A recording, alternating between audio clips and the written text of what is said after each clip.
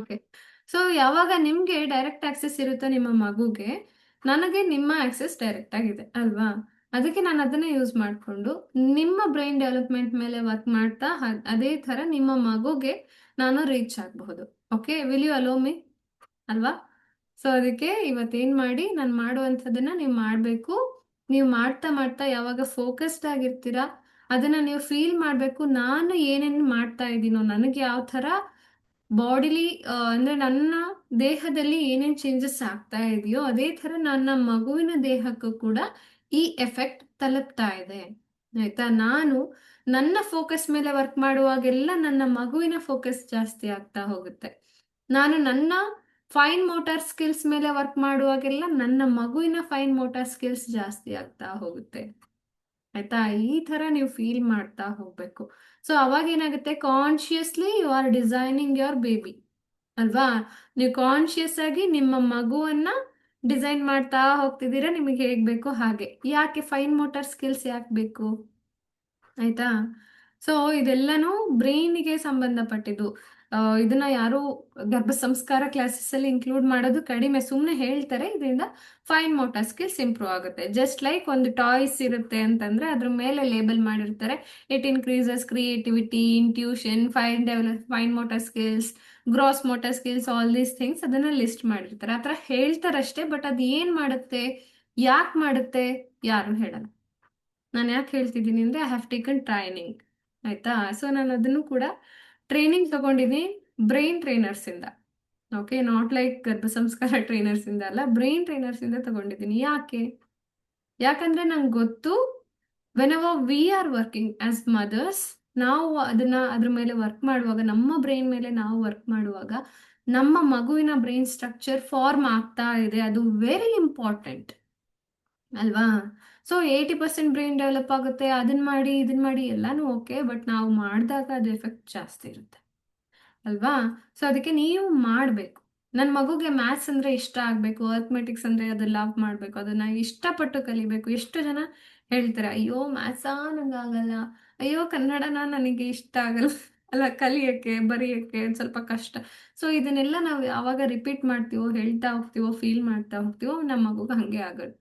ಅದಕ್ಕೆ ನಿಮ್ಗೆ ಅಕಸ್ಮಾತ್ ಅದು ಕಷ್ಟ ಇದ್ರೂನು ಸ್ವಲ್ಪ ಸ್ವಲ್ಪ ಹೊತ್ತಾದ್ರೂ ಕುತ್ಕೊಂಡು ಇಷ್ಟಪಟ್ಟು ಓದಿ, ಇಷ್ಟಪಟ್ಟು ಮಾಡಿ, ಅದನ್ನೇ ನಿಮ್ಮ ಮಗು ನಿಜ ಅಂತ ಅನ್ಕೊಂಡು ಈ 9 ಮಂತ್ಸ್ ನೀವೇನ್ ಪ್ರಿಟೆಂಡ್ ಮಾಡ್ತಿರೋ ಅದು ಕೂಡ ಮಗುಗೆ ತಲುಪುತ್ತೆ.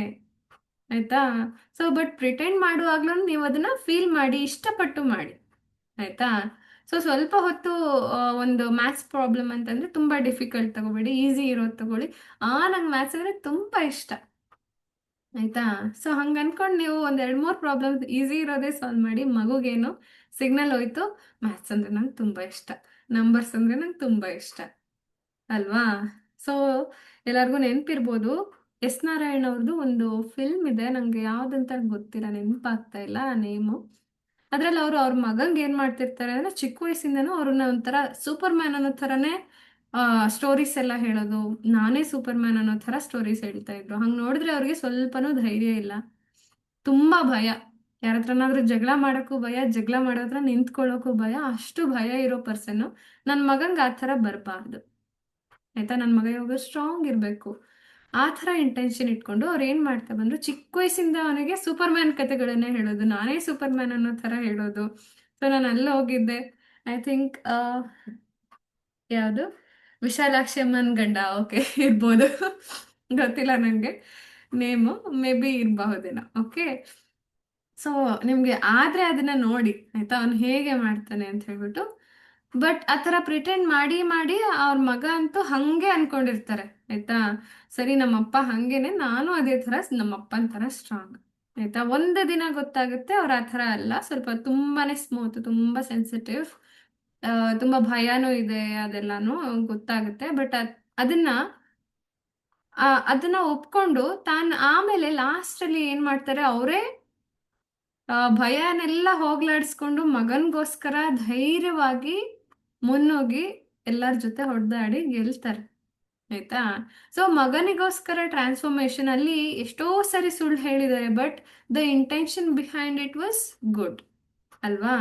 ಸೊ ಆ ಇಂಟೆನ್ಷನ್ ಏನಿತ್ತು, ನನ್ನ ಮಗ ನನ್ನ ಥರ ಆಗೋದು ಬೇಡ, ಆದರೆ ಅವನಿಗೆ ಒಳ್ಳೆ ಪ್ಯಾಟ್ರನ್ ಬರಲಿ, ಅವನು ಸ್ಟ್ರಾಂಗ್ ಆಗಿರಲಿ, ಫಿಸಿಕಲಿ ಮೆಂಟಲಿ ಇಮೋಷನಲಿ ಸ್ಟ್ರಾಂಗ್ ಆಗಿರಲಿ ಅನ್ನೋದೇ ಆ ತಂದೆಯ ಉದ್ದೇಶ ಆಗಿತ್ತು. ಸೊ ಅದನ್ನು ನಾವು ಅರ್ಥ ಮಾಡಿಕೊಂಡು ನಾವು ಹಾಗೆ ಏನೇ ಕಷ್ಟ ಇರಲಿ, ಏನೇ ಭಯ ಇರಲಿ, ಏನೇ ಕೋಪ ಇರಲಿ, ಎಲ್ಲದನ್ನ ಬಿಟ್ಟು ಮಗುಗೋಸ್ಕರ ಮಗುಗೆ ನಾವು ಏನು ಕೊಡಬೇಕು. ಇದು ಒಂದು ಬೆಸ್ಟ್ ಎಕ್ಸಾಂಪಲ್. ನಂಗೆ ಯಾಕೆ ನೆನ್ಪು ಬಂತಂತ ಗೊತ್ತಿಲ್ಲ, ತುಂಬ ಈಸಿ. ನಿಮ್ಗೆ ಯಾವಾಗ ಇಲ್ಲ ನನ್ನ ಮಗುಗೆ ಈ ಥರ ಕ್ಯಾರೆಕ್ಟರ್ ನನ್ನಿಂದ ಬರಬಾರ್ದು ಅಂತ ಅನ್ಸುತ್ತೋ ಆ ಮೂವಿನ ರೆಫರ್ ಮಾಡ್ಕೊಳ್ಳಿ, ನೆನಪು ಮಾಡ್ಕೊಳ್ಳಿ, ಆಯ್ತಾ. ಸೊ ಪ್ರಿಟೆಂಡ್ ಮಾಡ್ತಾ ಹೋಗಿ ಒಂದಿನ ನಿಜವಾಗ್ಲೂ ನೀವು ಅದೇ ಕ್ಯಾರೆಕ್ಟರ್ ಆಗ್ತೀರಾ, ನಿಜವಾಗ್ಲೂ ನಿಮ್ಮ ಮಗುನೂ ಅದೇ ಕ್ಯಾರೆಕ್ಟರ್ ಆಗಿರುತ್ತೆ, ಆಯ್ತಾ. So this is a proof actually. ಎಲ್ಲರೂ ತುಂಬ ಜನ ಇದನ್ನ ಮಾಡಿ ಸಕ್ಸಸ್ ಆಗಿದ್ದಾರೆ, ನೀವು ಕೂಡ ಹಾಗೆ ಆಗ್ಬೋದು, ಆಯ್ತಾ. ಸೊ ಬೆಸ್ಟ್ ಎಕ್ಸಾಂಪಲ್ ನಾನೇ ಇದ್ದೀನಿ. ನಾನು ತುಂಬ ವಿಷಯಗಳನ್ನ ಓವರ್ಕಮ್ ಮಾಡಿ ಇಲ್ಲಿ ಬಂದು ನಿಂತಿದ್ದೀನಿ, ಆಯ್ತಾ. ಅದೆಲ್ಲ ನಾನು ಮಾಡಿದ್ದು ನನ್ನ ಮಕ್ಳು ಆ ಥರ ಆಗಬಾರ್ದು ಅಂತಾನೆ ನಿಜವಾಗ್ಲೂ ಅದು ಸ್ಟಾರ್ಟ್ ಮಾಡ್ಕೊಂಡಿದ್ದು. ಬಟ್ ಅದು ನನಗೆ ಪೂರ್ತಿ ಸಂಪೂರ್ಣವಾಗಿ ಡೈರೆಕ್ಟ್ಲಿ ಎಫೆಕ್ಟ್ ಆಯಿತು, ಆಯ್ತಾ. ನಾನು ಖಂಡಿತವಾಗ್ಲೂ ಚೇಂಜ್ ಆಗಿದ್ದೀನಿ, ಐ ಕ್ಯಾನ್ ಸಿ, ಆಯ್ತಾ. ನನ್ನ ಫ್ರೆಂಡ್ಸೇ ಹೇಳ್ತಾರೆ ನೀನು ವಾಯ್ಸಿಂದ ಹಿಡಿದು ಎಲ್ಲ ಚೇಂಜ್ ಆಗಿರು, ಯು ಹ್ಯಾವ್ ಕಂಪ್ಲೀಟ್ಲಿ ಚೇಂಜ್ಡ್ ಅಂತ ಹೇಳ್ಬಿಟ್ಟು. ಬಟ್ ಒಂದು ಕ್ಯಾರೆಕ್ಟರ್ ನಂದು ಚೇಂಜ್ ಆಗದೆ ಇರೋದು, ನಾನು ಎಲ್ಲರನ್ನೂ ಅದೇ ರೀತಿ ಹಿಂದೆ ಹೇಗೆ ಮಾತಾಡಿಸ್ತಿದ್ನೋ ಇವಾಗಲೂ ಅದೇ ಥರ ಮಾತಾಡಿಸ್ತೀನಿ, ಅದನ್ನು ಹೇಳ್ತಾರೆ. ಸೊ ಏನಾದರೂ ನಿಂಗೆ ಜಂಬ ಮಾತ್ರ ಬಂದಿಲ್ಲ ಅಲ್ಲ. ಸೊ ಅದೊಂದು, ಬಿಕಾಸ್ ಅದು ಮೇ ಬಿ ನನ್ನ ಅಮ್ಮನಿಂದ ಬಂದಿರ್ಬೋದೇನೋ. ಯಾವಾಗಲೂ ಎಷ್ಟು ಎತ್ತರಕ್ಕೆ ಬೆಳೆದ್ರೂ ಕಾಲು ನೆಲದ ಮೇಲೆ ಇರಬೇಕು ಅನ್ನೋದು ನಾವು ನಮ್ಮ ಮಕ್ಕಳಿಗೂ ಕಲಿಸ್ಬೇಕು, ಅದನ್ನ ನಾವು ಕೂಡ ಫಸ್ಟ್ ಅಳವಡಿಸ್ಕೋಬೇಕು, ಆಯ್ತಾ. ಸೊ ಇದು ಒಂದು ಎಲ್ಲರೂ ನೆನ್ಪಿಟ್ಕೊಳ್ಳಿ. And let us come back to this concept, ಆಯ್ತಾ. ಸೊ ಇದರಿಂದ ಫೈನ್ ಮೋಟರ್ ಸ್ಕಿಲ್ಸ್ ಇನ್ಕ್ರೀಸ್ ಆಗುತ್ತೆ, ನಾವು ಸಣ್ಣ ಸಣ್ಣ ಮಸಲ್ಸ್ನ ಇಲ್ಲಿರೋವಂಥದ್ದನ್ನ ಇಂಪ್ರೂವ್ ಮಾಡ್ತಾ ಹೋಗ್ತೀವಿ. ಇಲ್ಲಿ ಏನಾಗುತ್ತೆ ಅವಾಗೆಲ್ಲ ನೀವು ಯಾವಾಗ ಇದ್ರ ಮೇಲೆ ಈ ಥರ ಪ್ರೆಸ್ ಮಾಡೋದು ಅಥವಾ ಮಸಾಜ್ ಮಾಡೋದು, ಇದ್ರ ಮೇಲೆ ಇದಕ್ಕೆ ಕೆಲಸ ಕೊಡೋದು ಮಾಡ್ತೀವೋ, ಮಕ್ಕಳಿಗೆ ಸ್ಪೆಷಲಿ ಇದು ತುಂಬ ಚಿಕ್ಕ ಮಕ್ಕಳಿಗೆ ಇದನ್ನ ಎಕ್ಸಸೈಸಸ್ ಮಾಡಿಸ್ಬೋದು, ಈ ಥರ ಹೆಚ್ಕೋದು ಎಲ್ಲ. ಏನಾಗುತ್ತೆ ಅಂದರೆ ಅವ್ರಿಗೆ ಪೆನ್ಸಿಲ್ ಗ್ರಿಪ್ ಮತ್ತು ಅವರ ಹ್ಯಾಂಡ್ ರೈಟಿಂಗ್ ತುಂಬ ಚೆನ್ನಾಗಿ ಇಂಪ್ರೂವ್ ಆಗುತ್ತೆ. ಎಷ್ಟು ಹೊತ್ತು ಬರೆದ್ರೂ ಅವ್ರಿಗೆ ಕೈ ನೋವಾಗಲ್ಲ, ಬೆರಳು ನೋವಾಗಲ್ಲ, ಆಯ್ತಾ. ಇದು ತುಂಬ ಇಂಪಾರ್ಟೆಂಟ್ ಅಲ್ವಾ ಪೇರೆಂಟ್ಸ್ಗೆ. ಸೊ ನನ್ನ ಮಗ ನನ್ನ ಫ್ರೆಂಡೇ ಹೇಳ್ತಾ ಇದ್ರು, ಅವ್ನು ಪೂರ್ತಿ ಬರೆಯಲ್ಲ, ಏನಾದರೂ ಇದಿದ್ರೆ ಆನ್ಸರ್ ಗೊತ್ತಿರುತ್ತೆ, ಬಟ್ ಅವ್ನು ಕಂಪ್ಲೀಟ್ ಆಗಿ ಕ್ವೆಶನ್ ಪೇಪರ್ ಆನ್ಸರೇ ಮಾಡಲ್ಲ, ಯಾಕಂದ್ರೆ ನಂಗೆ ಕೈ ನೋವು, ನನಗೆ ಬೇಜಾರಾಯಿತು ಅಂತ ಹೇಳಿ ಬರ್ತಾನೆ. ಸೊ ಇದೆಲ್ಲ ನೆಕ್ಸ್ಟ್ ಪ್ರಾಬ್ಲಮ್ಸ್ ಆಗಬಾರ್ದು ಅಂದರೆ we should work on year, ಅಂದರೆ ಇಲ್ಲಿಂದನೇ ನಾವು ವರ್ಕ್ ಮಾಡಬೇಕು, ಆಯಿತಾ. ಸೊ ಏನು ಮಾಡ್ತೀರಾ ಅಂತಂದರೆ ಇದನ್ನು ಇಚ್ಕೋದು ಒಂದು ಎಕ್ಸಸೈಸ್, ಆಯಿತಾ. ಆಮೇಲೆ ಎಲ್ಲರೂ ಹೀಗೆ ಇಟ್ಕೊಳ್ಳಿ, ಆಯಿತಾ. ಹೀಗೆ ಕಾಣಿಸ್ತಾ ಇದೆಯಲ್ಲ, ಎರಡು ಕೈ ನೆಲ ನೋಡೋ ಥರ ಇಟ್ಕೊಂಡು ಈ ಎರಡು ಕೈಗಳ ಮಧ್ಯೆ ಇದನ್ನ ಇಟ್ಕೊಂಡು ಈ ಥರ ತಿರುಗಿಸ್ಬೇಕು, ಓಕೆ. ಬಾಲ್ ಬೀಳಬಾರ್ದು, ಅದೇ task, okay.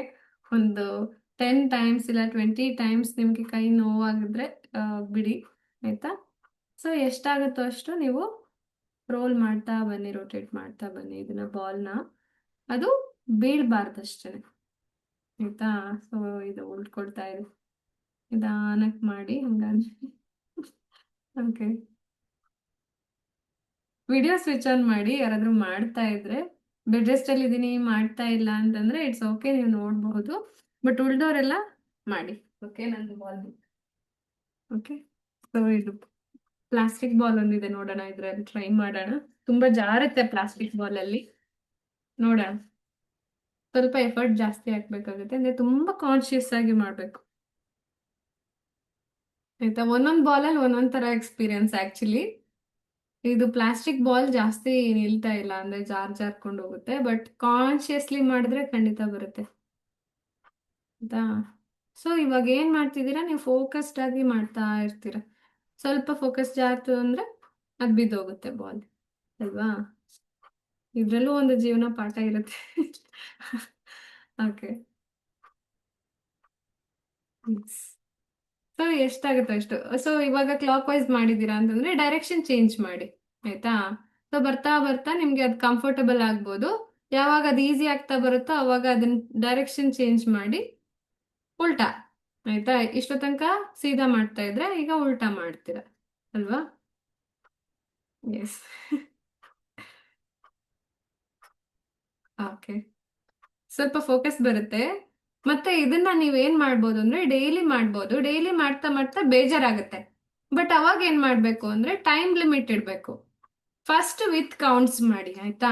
So 10 counts forward, 10 counts backward, ಆಮೇಲೆ ವಿತ್ ಟೈಮಿಂಗ್ ಮಾಡಿ. ಸೊ ಅವಾಗ ಮಜಾ ಬರುತ್ತೆ. ಓಕೆ, ಒಂದು ಹೆಲ್ದಿ ಕಾಂಪಿಟೇಷನ್ ನಿಮ್ಮ ಜೊತೆಗೆ ನೀವೇ. ಓಕೆ, ಸೊ ಇದು ಒಂದು ಎಕ್ಸಸೈಸ್. ದೆನ್ ಈ ತರ ಮಾಡುವುದು ಕೂಡ ಅದು ಒಂದು ನಿಮ್ಮ ಫೈನ್ ಮೋಟರ್ ಸ್ಕಿಲ್ಸ್ ಮೇಲೆ ವರ್ಕ್ ಮಾಡೋದೆ ಆಯ್ತಾ. ಈ ತರ ಮೇಲೆ ಕೆಳಗೆ ಮಾಡೋದು ಆಯ್ತಾ. ಇದು this is very easy but ತುಂಬಾ ಎಫೆಕ್ಟಿವ್ ಇರುತ್ತೆ. ಓಕೆ, ಮತ್ತೆ 2 ಬಾಲ್ಸ್ ಇದ್ರೆ ನೋಡಿ ಟ್ರೈ ಮಾಡಿ. ಈ ಎರಡರಲ್ಲಿ ಏನಾದ್ರೂ ಮಾಡಕ್ ಬರುತ್ತಾ ಅಂತ ಹೇಳಿ. ಎರಡನ್ನೂ ಈ ತರ ಶಿಫ್ಟ್ ಮಾಡಕ್ ಬರುತ್ತೆ. ಇದು ಸ್ವಲ್ಪ ತುಂಬಾನೇ ಕಷ್ಟ ಇದೆ ಈ ಎರಡನ್ನ ಶಿಫ್ಟ್ ಮಾಡೋದು. ಅಂದ್ರೆ ತುಂಬಾ ಚಿಕ್ಕ ಬಾಲ್ಸ್ ಇದ್ರೆ ಸ್ವಲ್ಪ ಮಾಡಬಹುದು. ಎರಡನ್ನೂ ಒಂದೇ ಸಾರಿ ತಿರುಗ್ಸೋಕೆ ಆಗುತ್ತಾ ಅಂತ ನೋಡಿ. ಓಕೆ, ಒಂದ್ ಬಾಲ್ ಬಿತ್ತು. ಸೊ ಈ ತರ ಅಂದ್ರೆ ಏನು, ಈ ತರ ರಬ್ಬರ್ ಬಾಲ್ಸ್ ಗಳಲ್ಲಿ ಸ್ವಲ್ಪ ಈಸಿ, ಅದು ಸ್ವಲ್ಪ ಅಂಟ್ಕೊಳ್ಳುತ್ತೆ. ಅದಕ್ಕೆ 2 ಬಾಲ್ಸ್ನ ಸ್ವಲ್ಪ ಒಂದೇ ಸರಿ ತಿರ್ಗ್ಸಕ್ಕೆ ನಾವು ಟ್ರೈ ಮಾಡಬಹುದು. ಬಟ್ ಬೇರೆ ಪ್ಲಾಸ್ಟಿಕ್ ಬಾಲ್ಸ್ ಬೀಳುತ್ತೆ ಬೇಗ. ಬಟ್ ನೋಡಿ ಟ್ರೈ ಮಾಡಿ. ಓಕೆನಾ. ಎಸ್, ಇನ್ನೂ ಒಂದು ಮೇ ಬಿ ಜೋಕರ್ ನೋಡಿರ್ತೀರಾ, ಈ ತರ ಬಾಲ್ಸ್ನ ತಿರುಗಿಸೋದು. ಓಕೆ. ಇದು ಟ್ರೈ ಮಾಡಿದ್ದೀರಾ ಯಾರಾದ್ರೂ? ಓಕೆ, ಬಿದ್ದೋಗುತ್ತೆ. ಓಕೆ, ಇದು ಮುಂಚೆನೆ ಅಭ್ಯಾಸ ಇದ್ರೆ ತುಂಬಾ ಚೆನ್ನಾಗಿ ಮಾಡಬಹುದು. ಆದಷ್ಟು ಏನು ಕಾಟ್ ಮೇಲೆ, ಬೆಡ್ ಮೇಲೆ ಕುತ್ಕೊಂಡಿದ್ದಾಗ ಮಾಡಿ ನೋಡಿ. ಯಾಕಂದ್ರೆ ಉಳ್ದಿದ್ರೆ ತುಂಬಾ ದೂರ ಹೋಗಲ್ಲ. ಅದ್ರ ಮೇಲೆ ಬೆಡ್ ಮೇಲೆ ಇರುತ್ತೆ. ಅದಕ್ಕೋಸ್ಕರ ಪ್ರೆಗ್ನೆಂಟ್ ಇರೋದ್ರಿಂದ ಮತ್ತೆ ಮತ್ತೆ ಹೋಗಿ ತರೋದು ಎಲ್ಲ ಕಷ್ಟ ಆಗ್ಬೋದು. ಇಲ್ಲ ಮಕ್ಳನ್ನ ಜೊತೆಗೆ ಇಟ್ಕೊಂಡು ಮಾಡಿ ನೋಡಿ ಆಯ್ತಾ, ಯಾರಾದ್ರೂ ಅಕ್ಕಪಕ್ಕದ ಮನೆಯವರಿದ್ರೆ. ಸೊ ಇದನ್ನ ಕೈಯಲ್ಲಿ ಶಿಫ್ಟ್ ಮಾಡ್ತಾ, ಕಾಣಿಸ್ತಾ ಇದೀನ ನಾನು ಪೂರ್ತಿ? ಕೈಯಲ್ಲಿ ಶಿಫ್ಟ್ ಮಾಡ್ತಾ ಮಾಡ್ಬೇಕಿದು. ಈ ತರ ಒಂದ್ ಕೈಯಲ್ಲಿ ತೂರ್ಬೇಕು, ಒಂದ್ ಕೈಯಲ್ಲಿ ಹಿಡಿಬೇಕು. ಓಕೆ, ಫಸ್ಟ್ ಒನ್ ಡೈರೆಕ್ಷನ್ ಅಲ್ಲಿ ಬರ್ತಿದೆ ಅಂದ್ರೆ ಅದ್ ಕಂಫರ್ಟಬಲ್ ಆದ್ಮೇಲೆ ವಾಪಸ್ ಉಲ್ಟಾ ಇನ್ನೊಂದ್ ಡೈರೆಕ್ಷನ್ ಅಲ್ಲಿ ಟ್ರೈ ಮಾಡಿ. Okay, so this will be fun. ಯಾವಾಗ ನೀವು ನಿಮ್ ಪಾರ್ಟ್ನರ್ ಜೊತೆ ಮಾಡಿ, ಅವ್ರಿಗೆ ಮಾಡಿಸಿ, ಇಲ್ಲ ನೀವು ಮಾಡಿ, ಇಬ್ರು ಮಾಡಿ. ಓಕೆ, ಅಂಡ್ ದೆನ್ ಈ ತರ ಹೆಲ್ದಿ ಕಾಂಪಿಟೇಷನ್ ಯಾವಾಗ ಇರುತ್ತೆ ನಮ್ಗೆ ಮಾಡಕ್ಕೆ ಒಂದ್ ಸ್ವಲ್ಪ ಇಂಟ್ರೆಸ್ಟ್ ಬರುತ್ತೆ, ಮಜಾ ಬರುತ್ತೆ. ಸೊ ವಿಡಿಯೋಸ್ ಆನ್ ಮಾಡಿ ಅಂದಿದ್ದು ಅದಕ್ಕೆ. ನಿಮ್ಗೆ ನಿಮ್ಮಲ್ಲೇ ಕಾಂಪಿಟೇಷನ್ ಬರ್ತಾ ಹೋಗುತ್ತೆ ಅವಾಗ. ಸೊ ಚೆನ್ನಾಗಿ ಅನ್ಸುತ್ತೆ ಮಾಡಕ್ಕೆ ಆಯ್ತಾ, when you are doing it together. So ನಾನು ಇನಿಷಿಯೇಟ್ ಮಾಡಿದ್ದೀನಿ, ನೀವು ಅದನ್ನ ಕಂಟಿನ್ಯೂ ಮಾಡಿ. ಓಕೆನಾ. Yes, I hope this helps ಆಯ್ತಾ. ಸಾರಿ, ಮಧ್ಯದಲ್ಲಿ ಒಂದು ಟೆಕ್ನಿಕಲ್ ಗ್ಲಿಚ್ ಇತ್ತು. ಬಟ್ ನಾಳೆ ಕಂಟಿನ್ಯೂ ಮಾಡೋಣ.